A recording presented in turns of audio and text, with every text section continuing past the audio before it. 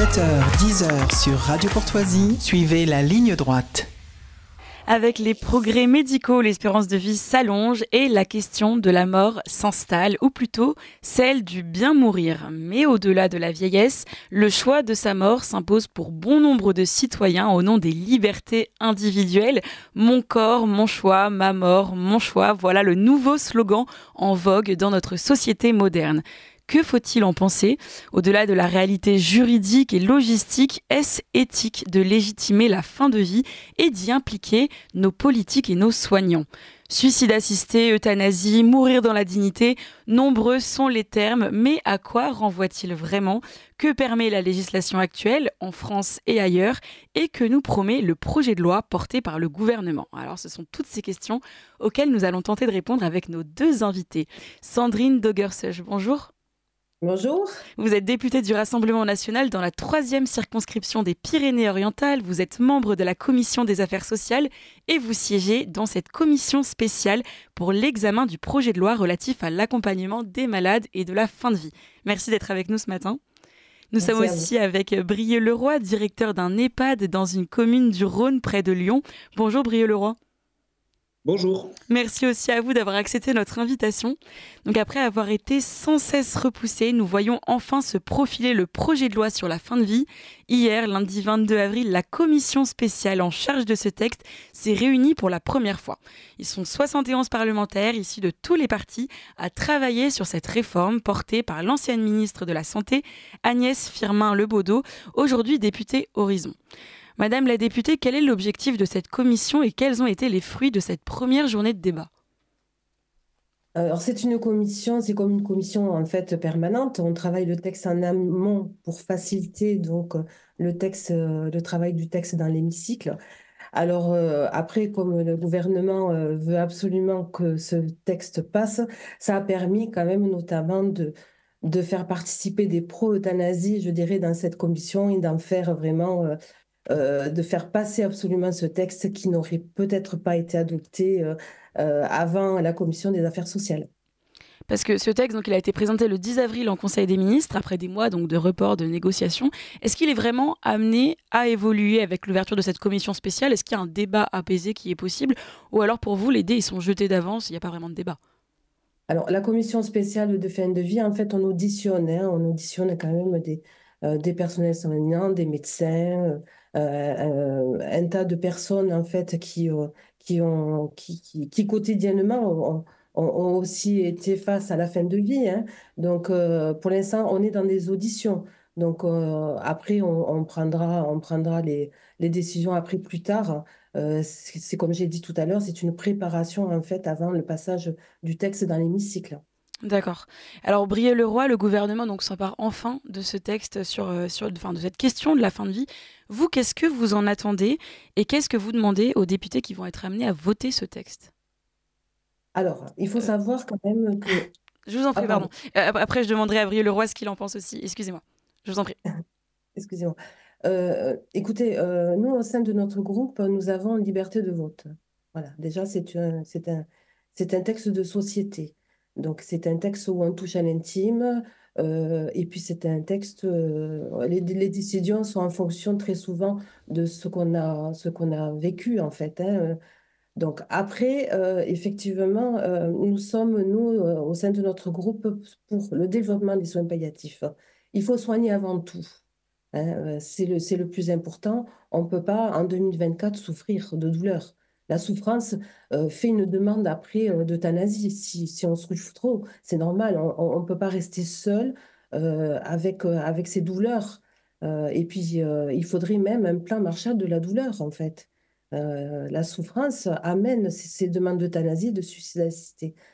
Après, au sein de notre groupe, on le verra, certains députés sont hésitants et je pense qu'ils prendront une décision en fonction du débat parlementaire. Mais ce qui est sûr, c'est que Marine Le Pen est pour le développement des soins palliatifs et elle est contre l'euthanasie et le suicide assisté. Très bien, donc cette position est plutôt claire. Pour vous, Brieux-Leroy, qu'est-ce que vous attendez concrètement des parlementaires et de ce texte? Écoutez, nous, j'ai du mal à parler au nom de tous les soignants, mais ce que j'entends autour de moi, au sein de l'établissement dans lequel je travaille, comme dans les autres établissements avec lesquels on est en partenariat, c'est que cette proposition, elle tombe à côté de la plaque. En fait, nous, on n'a pas besoin d'une loi. Les gens ne nous demandent pas, les résidents en EHPAD, les 800 000 résidents en EHPAD en France et leurs familles, et les soignants qui travaillent auprès d'eux ne demandent pas une loi pour bien mourir. Ils demandent des moyens pour bien vivre. Je pense que s'il devait y avoir un message à passer au gouvernement et à nos parlementaires, c'est ce message-là d'abord. Les gens veulent vivre, veulent bien mourir. Effectivement, le développement des soins palliatifs, ça fait partie de ces moyens qui sont incontournables. Mais on voit autour de nous un système de santé qui est en train de s'effondrer, un système sanitaire et médico-social qui crie. Enfin, il n'y a pas une semaine sans avoir de préavis de grève ou de grands messages passés. On attend depuis des années la loi bien vieillir, et on va nous concocter en rapidité une loi sur le suicide assisté et l'euthanasie. Je pense que c'est complètement à côté de la plaque. Le résident, il ne nous demande pas à mourir rapidement. Il nous demande à mourir dans des conditions qui rejoignent leur dignité. Et ces conditions, c'est des conditions financières qui permettent d'avoir un ratio d'encadrement avec des soignants qui soient à côté d'eux, avec des dispositions pour qu'ils puissent être entourés jusqu'à la fin, pour une mort qui soit une mort apaisée, certes avec des soins palliatifs, et puis une mort qui soit entourée. On va revenir dessus dans un instant. Ligne droite. Allez, venez, Milord, vous asseoir à ma table. Ici, c'est confortable. La table ronde. Brieux-Leroy, à l'instant, vous parliez du bien vivre et d'une mort apaisée, entourée. Vous, justement, en tant que directeur d'EHPAD, vous êtes aux premières loges sur ces questions de fin de vie. Comment est-ce qu'aujourd'hui, cet accompagnement il est pris en charge dans votre structure ? C'est compliqué de répondre comme ça en 30 secondes comment c'est pris en charge. D'abord, nous, on a de la chance qu'on est à côté de Lyon. Donc, on parlait tout à l'heure de soins palliatifs. On a la grande chance d'être à côté. Lyon est bien pourvu, bien doté en soins palliatifs. Et on a notamment ce qu'on appelle des équipes mobiles de soins palliatifs qui peuvent intervenir notamment à domicile. L'EHPAD est un domicile. Donc, pour traiter la douleur, pour prévenir la douleur, on a ce très beau moyen que nous offrent les soins palliatifs. Et puis ensuite, la deuxième chose, on est un EHPAD associatif très implanté dans le territoire. Donc, en général, on accueille des résidents qui sont du territoire, qui ont donc des familles à côté. Voilà. Et donc, la deuxième chose, c'est ce qu'on n'a pas vécu, ce que beaucoup d'EHPAD n'ont pas vécu pendant plusieurs longs mois, et certains mettent du temps à revenir dessus, c'est l'ouverture totale de l'établissement aux familles. Voilà, il y a une loi qui vient de passer pour redire ce qui devait être l'évidence même, c'est-à-dire que les familles ont toute liberté d'aller et venir à l'EHPAD. Mais je pense que là, on a les deux ingrédients clés pour une mort qui soit sereine et qui puisse être vécue correctement. C'est qu'effectivement, il y a une prise en charge de la douleur et un étayage médical qui soit efficace, et puis que la personne puisse être entourée, quelle que soit l'heure, de sa famille et de personnel. Parce que jusqu'à présent, il y a plutôt un vide du côté de l'accompagnement des familles. On n'est pas à la hauteur. On a fait un pas en arrière catastrophique pendant la crise Covid, en isolant les personnes âgées qui étaient fragiles, en leur disant que pendant les derniers mois, les dernières années de leur vie, la société avait le droit de les couper de leurs proches. Donc, ils pouvaient passer les derniers mois, les dernières semaines, les dernières heures sans avoir de visite, sans avoir une main qui les tienne, sans avoir les embrassades, avec les fameux gestes barrières. Je pense que la réponse était complètement disproportionnée à la problématique pour des personnes qui, de toute façon, sont en fin de vie. Oui, c'est pas Quand on parle d'une personne en EHPAD qui est en fin de vie, souvent on a des interrogations de la part des familles ou des salariés qui disent « Mais qu'est-ce que c'est que la fin de vie en EHPAD » La durée moyenne de séjour en EHPAD est relativement courte. C'est 2 ans et demi. Donc on sait que tous les instants sont précieux, tous les instants sont comptés. Donc il faut, comme la formule consacrée, non pas rajouter des jours à la vie, mais rajouter de la vie au jour. Et alors justement, les soins palliatifs, ils sont décriés par beaucoup comme l'angle mort du projet de loi sur la fin de vie. Et pourtant, le gouvernement promet une enveloppe d'1 milliard sur 10 ans pour ces soins palliatifs afin de les développer dans tous les départements, puisqu'aujourd'hui, on sait qu'il y a quand même des manques. Sandrine de Gorsuch, le vide, il va donc être comblé par le gouvernement avec ce projet de loi. Pas vraiment, puisque quand on détermine en fait par an la somme allouée, ce ne sera pas suffisant. Il faut quand même rappeler qu'il y a eu 3 lois, donc la loi 99, 2005 et 2016, qui ont apporté donc, sur le plan juridique tout ce qui était nécessaire en fait, pour appliquer partout, sur tout le territoire, les soins palliatifs. Mais nous avons bien remarqué qu'il y a manqué de moyens financiers et humains, et ça depuis 25 ans. Depuis la loi 99. Actuellement, bien sûr, nous avons des EHPAD qui manquent de moyens, des EHPAD même qui ferment.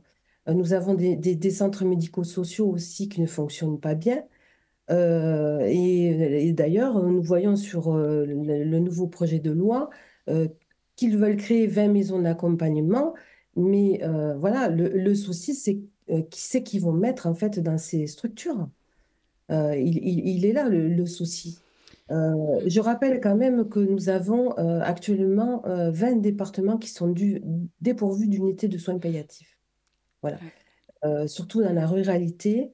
Et il faudrait dire aussi que 300 000 personnes auraient besoin de soins actuellement, mais que 100 000 y ont accès. Voilà. Mais les moyens alloués jusqu'en 2034 ne sera pas suffisant. Donc aujourd'hui, la législation actuelle, finalement, la réponse, c'est juste aujourd'hui résoudre les dysfonctionnements donc logistiques et sanitaires, mais la législation actuelle vous satisferait? La législation actuelle pour madame. Comment? Pour, Oui, pardon, la loi Claes-Leonetti, etc. Est-ce qu'aujourd'hui, la forme actuelle vous conviendrait juste si les manques étaient comblés, ou bien vous la décriez déjà? Tout à fait, cette loi est parfaite. Il y a tout ce qu'il faut pour mener à bien les soins d'accompagnement du patient en fin de vie. Et Brieux-le-Roche, je vous ai vu réagir, vous êtes d'accord avec ça aussi? Oui, je suis d'accord. Je suis surtout très choqué qu'on mette dans la même proposition de loi développement des soins palliatifs et aide active à mourir ou suicide assisté. Moi, j'ai peur qu'on dise que les deux peuvent aller de pair. Pour vous, quel est le danger de mêler les deux, effectivement? Mais je pense qu'en fait, la question est finalement très simple quand on a affaire à une personne qui est fragile, voire en fin de vie. La question que nous posent les personnes qui sont fragiles, c'est que vaut ma vie? Si on peut leur dire à un moment que vaut ma vie, et donc si ma vie vaut peu à mes yeux, à tes yeux, c'est peut-être opportun d'y mettre fin. Si on répond à un moment, oui, ta vie vaut pas le coup d'être vécue, oui, c'est peut-être intéressant d'arrêter cette vie, quelle autre réponse on peut apporter à côté? Finalement, la question centrale, c'est celle de la dignité. Je pense qu'en fait, la question centrale, c'est la dignité qu'on apporte à ces vies-là en leur disant jusqu'au bout, je vais me battre pour que tu aies droit à des conditions de vie qui correspondent à ta dignité. Aujourd'hui, en France, le concours au suicide est encore, il me semble, puni par la loi. Et je pense que c'est très bien le premier message qu'on donne aux personnes qui n'en peuvent plus et qui sont dans une situation de désespérance. La société entière leur dit « Mais non, mais en fait, nous, on va te donner les moyens de retrouver un peu d'espoir. » Alors, je vais vous proposer d'écouter justement quelqu'un qui, lui, est favorable à ce texte de loi. C'était sur le plateau de BFM TV. Je vous propose de l'écouter. Jonathan Denis, je rappelle que vous êtes président de l'association pour le droit de mourir dans la dignité. Et votre père, c'est ça, a bénéficié, lui, d'une euthanasie clandestine en France. Oui, mais parce que c'est toute l'hypocrisie de la loi française.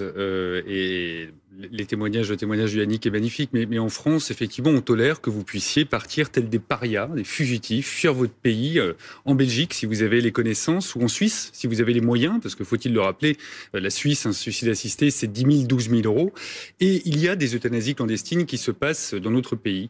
Moi, c'est ce qui s'est passé avec mon père en 2008. Il avait un cancer généralisé et effectivement, il avait pris la décision de choisir quand éteindre la lumière. Et il avait pris un médicament qu'il avait commandé sur Internet. C'était un peu comme dans le modèle de l'Oregon. Vous avez votre médicament, puis vous le prenez seul chez vous parce qu'il n'avait pas envie qu'on soit accusé d'assistance au suicide, justement. Il a pris seul ce médicament. Ça n'a pas eu l'effet escompté. Il est tombé dans un coma irréversible, transporté à l'hôpital. Et c'est à l'hôpital qu'une euthanasie clandestine a été pratiquée. Et j'ai attendu que le médecin décède pour pouvoir en parler parce que ces médecins risquent énormément. Mais ça se pratique chez nous, et on voit bien qu'il faut faire évoluer la loi. Comment on peut tolérer que des personnes partent comme ça à l'étranger alors qu'on pourrait les accompagner dans leur propre choix, dans leur propre volonté? Yannick a dit ces mots très importants, il a parlé de choix, il a parlé de douceur, parce que oui, il y a la douceur dans cet accompagnement. Moi, avec mon père, on a pu tous dire dans cet accompagnement, il n'a pas eu fort heureusement à faire comme beaucoup de nos concitoyens le font aussi chez nous, c'est se suicider de manière extrêmement violente, parce que pour eux, la vie n'est devenue que de la survie. Brio Leroy, j'imagine que vous êtes radicalement opposé à ce discours. Alors aujourd'hui, on comprend que des euthanasies clandestines sont pratiquées et puis certains partent même satisfaire cette volonté de mourir dans d'autres pays voisins. Qu'est-ce que vous répondrez à Jonathan de Nice qui parlait dans cet extrait? Qu'est-ce que vous répondrez face à la souffrance de certains qui veulent vraiment en finir et à qui veulent qu'on leur tende la piqûre mortelle?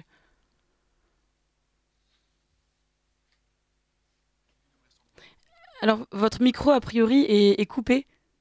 Le discours qui tient tout ça, c'est un discours de choix et de liberté individuelle. Il ne faut pas se voiler la face. En face de chaque droit, il y a une obligation. Donc, si vous avez le droit d'une euthanasie, ça me donne à moi l'obligation de vous tuer. Quelle que soit la violence des mots, il y a une réalité, et cette réalité, c'est celle-là.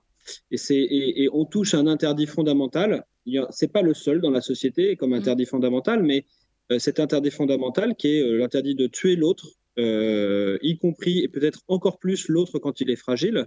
Ce n'est pas parce que de l'autre côté de certaines frontières, on a attenté à cet interdit fondamental de tuer qu'il faudrait le faire ici. Il y a plein d'autres choses qui sont légales dans d'autres pays. On n'a pas envie de voir et rêver. Il y a des pays où on peut faire plein de choses qui, ici, en France, sont considérées comme totalement moralement inacceptables. Et moi, je suis très content que dans mon pays, on n'ait pas le droit de faire plein de choses qui sont pourtant considérées correctement ailleurs. Je pense que ça fait partie de notre dignité de tenir sur certains grands interdits. Alors Sandrine de Gorsus, justement, et cette question de droit, liberté individuelle et liberté collective, aujourd'hui, qui vraiment réclame l'euthanasie, le suicide assisté, et puis surtout, quels sont les profils qui pourraient vraiment y être éligibles? Parce qu'on voit par exemple les dérives dans le cas de la Belgique, où là-bas ce sont des personnes mineures, des personnes souffrant de troubles psychologiques parfois, qui peuvent en bénéficier. Est-ce que ça peut arriver en France demain? Écoutez, aucune loi ne pourra régler le problème de fin de vie. Les demandes d'euthanasie, comme je vous l'ai dit tout à l'heure, ces demandes augmentent quand les personnes sont seules, sont isolées et quand elles ne sont pas accompagnées. Voilà. Et d'ailleurs, j'ai eu l'occasion de visiter donc, des unités de soins palliatifs et ça a été le cas. Les demandes d'euthanasie ou de suicide assisté diminuent quand la personne est soignée correctement et très bien accompagnée. L'euthanasie, c'est une rupture anthropologique majeure. Voilà. Notre société n'est pas prête pour ça. Réglons d'abord les déficiences en fait en structure, en moyens, comme je l'ai dit tout à l'heure, humains et financiers. Après, on voit aller au-delà de la loi, de ces lois qui a été quand même une avancée depuis 1999, 2005 et 2016. Réglons ce problème-là d'abord. Appliquons ces lois avant de passer à autre chose, avant d'aller ailleurs. Comme disait Jean Leonetti, aller plus loin, c'est aller ailleurs. Voilà. Donc, des lois existent, on les applique pas ou on les applique partiellement. Pourtant, ça a été débattu quand même dans un hémicycle à cette époque. Donc, voilà. Donc, déjà, commençons par ceci. Et puis, au niveau de la Belgique et tous ces pays qui ont légiféré, je dirais que si en France, on légalise la même chose, ça n'empêchera pas l'euthanasie clandestine. Voilà. Et quand on commence un texte comme ça très important, ça n'empêchera pas non plus les dérives. Puisqu'on commence à faire un cadre en début de loi, et puis après, on va vouloir diminuer le temps de réflexion pour la décision si l'euthanasie est acceptée ou pas. Et puis on passera à autre chose, et puis on va prolonger après ce délai. Et puis après, eh ben, comme ils vont le faire en Belgique, on va devoir après euthanasier les mineurs. Non, je pense que c'est quand même... ce texte est un texte, je vais être un peu direct, mais est un texte mortifère, hein. Voilà. C'est un texte où on mélange les deux. Une partie pour soigner, une partie pour tuer. Donc, en sachant quand même que le texte sur les soins palliatifs existe déjà. Voilà. Alors justement, votre collègue Christophe Benz a dénoncé hier des termes assez mensongers, plus inquiétants. Il parle, lui, d'euthanasie économique. Est-ce que c'est ça derrière? Il y a non seulement une euthanasie peut-être eugéniste, le fait que ces personnes coûtent trop cher pour la société, qu'elles soient inutiles, on leur envoie un signal extrêmement violent. C'est ça, c'est tuer ceux qui ne sont plus productifs aujourd'hui et qui pèsent trop lourd. Bien, écoutez, on est dans une population vieillissante. En 2034, plus 47% des personnes auront plus de 70 ans. C'est vrai que avoir 100 ans sera une banalité. Euh, Nous aurons beaucoup plus de population vieillissante que, je dirais, parallèlement à ça, de natalité. Mm. Voilà. Et puis, et les structures vont devoir se multiplier. Voilà, on se pose quand même la question. C'est une question qu'on se pose. Et d'ailleurs, on a demandé en commission s'ils avaient à peu près chiffré par rapport à la légalisation des autres pays, si en France ça se faisait, effectivement, un peu le chiffre d'une légalisation ou pas. Mais voilà, c'est une question quand même qu'on se pose. Voilà, pourquoi ne pas avoir mis d'abord les moyens? Pourquoi ne font les moyens financiers, les moyens humains? C'est quand même le plus important. Voilà, donc oui, c'est des questions qu'on se pose quand même du chiffrage de décès qui va arriver dans les prochaines années. Ouais. Donc face à l'augmentation effectivement de l'espérance de vie, face à l'isolement de plus en plus impressionnant, surtout dans cette société individualisée, est-ce que Brieux-le-Roi, vous vous sentez vous délaissé par l'État? Oui, oui, oui, on se sent profondément délaissé. Encore une fois, on attend depuis de très nombreuses années cette loi du bien vieillir qui n'arrive pas. On sent que effectivement toute une population grandissante devient de plus en plus fragile. Et basiquement, en fait, on se dit, mais en fait, à force de ne pas donner de moyens financiers, culturels, humains au bien vieillir, au bien mourir, c'est plus simple, c'est plus rapide, c'est moins coûteux de travailler une proposition de loi pour faire mourir plus rapidement et de manière beaucoup plus économique toutes ces personnes qu'on a besoin. Je trouve ça, moi, scandaleux que les usagers d'un service qui ne peuvent plus en bénéficier, la seule proposition qu'on leur en fasse, c'est de les supprimer plus rapidement. D'ailleurs, ce n'est pas complètement anodin que des grandes mutuelles comme la MGEN soutiennent cette euthanasie, militent ouvertement pour la légalisation de cette euthanasie. Je trouve ça profondément choquant et je trouve que ça contrevient complètement au principe mutualiste, qui est normalement le soutien de toute la société aux plus fragiles. Je trouve ça profondément choquant que des mutuelles soutiennent l'euthanasie. On ne peut pas ne pas se dire qu'il y a un motif économique derrière. Ah, effectivement, on a l'impression d'un lobby avec un business très juteux. C'est vrai que c'est extrêmement choquant. Pour rester sur le domaine de la santé, on parle de trahison du serment d'Hippocrate, qui est bien sûr de donner la vie, de guérir hein, avant de donner la mort, et même de ne pas donner la mort. Et donc, avec ce projet de loi, est-ce qu'il y aura le droit à l'objection pardon, du personnel soignant? Est-ce qu'il sera maintenu, il sera protégé, Brieux-le-Roi, ou est-ce qu'il va être mis en péril, menacé? D'abord, le premier, je parle pour moi. Effectivement, on nous dit qu'il y aura une clause de conscience pour les médecins, pour les soignants, pas pour les administrations, pas pour les institutions. Donc, d'abord, ça nous met en danger. Et puis, rappelons-nous qu'il y a un militantisme très très fort pour arrêter la clause de conscience dans un autre cadre, qui est le cadre de l'interruption volontaire de grossesse. Et que c'est la seconde étape, c'est une certitude. Et une aide-soignante qui a du mal à trouver du sens à son travail, c'est un travail qui n'est pas suffisamment valorisé socialement, financièrement. Vous croyez vraiment qu'elle va avoir les ressources nécessaires, les forces nécessaires pour résister à cette pression d'une demande de soutien actif à l'euthanasie? Non, elle va pas trouver ça. Et donc, qu'est-ce qu'elle va faire? Elle va changer de poste. On crève, je pèse mes mots, on crève de manque de personnel infirmier, soignant, médical. Moi, je crois que le premier impact, c'est avec la désertion de ces métiers par des gens qui vont se dire, de toute façon, même si je me sens la vocation à soigner, je ne me vois pas un jour pousser une seringue. Et Sandrine Dogersuch, justement, cette dimension pour le personnel soignant, est-ce que demain, justement, il va être amené à valider les demandes, à fournir les produits létaux et surtout à donner la piqûre mortelle? Est-ce que c'est aussi l'enjeu du projet de loi? Mais écoutez, un personnel soignant est à la main qui soigne, n'a pas la main qui tue. Donc déjà, voilà, c'est son métier de soigner, c'est pas son métier de donner la mort. Bon, c'est vrai qu'en France, il y a un souci, c'est qu'il manque de formation de culture palliative. Voilà. Et puis, il y a déjà ce problème-là.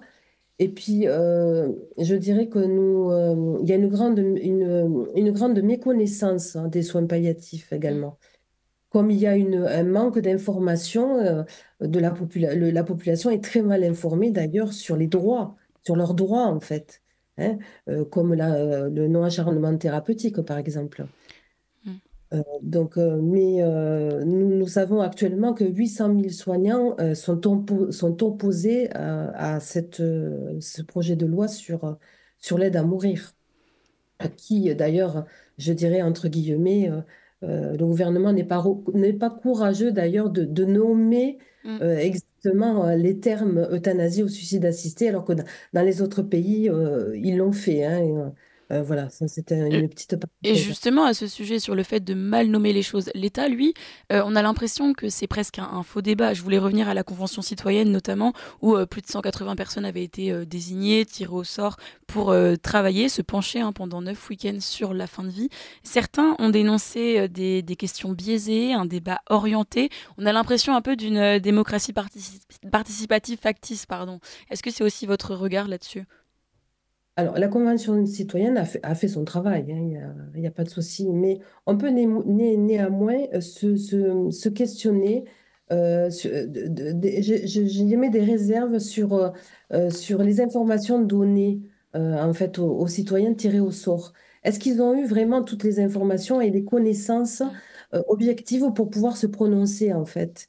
Voilà, ça, je ne pourrais pas vous le dire, hein, je n'y étais pas.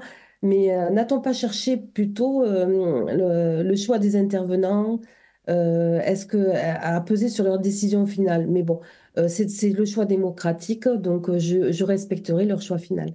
En tout cas, merci beaucoup pour ces précisions. J'aurais voulu qu'on en parle plus longtemps, mais les débats vont Oui. se poursuivre, donc je sais qu'on pourra en reparler avec vous. Merci beaucoup, Oui. Madame la députée et Madame Sandrine Dogersuch, pour votre présence ce matin. Merci à vous, Brieux-le-Roi, directeur d'EHPAD dans une commune du Rhône près de Lyon. On vous souhaite beaucoup de courage dans ces travaux et Merci. dans vos métiers personnels, enfin voilà, respectifs, pardon. À bientôt.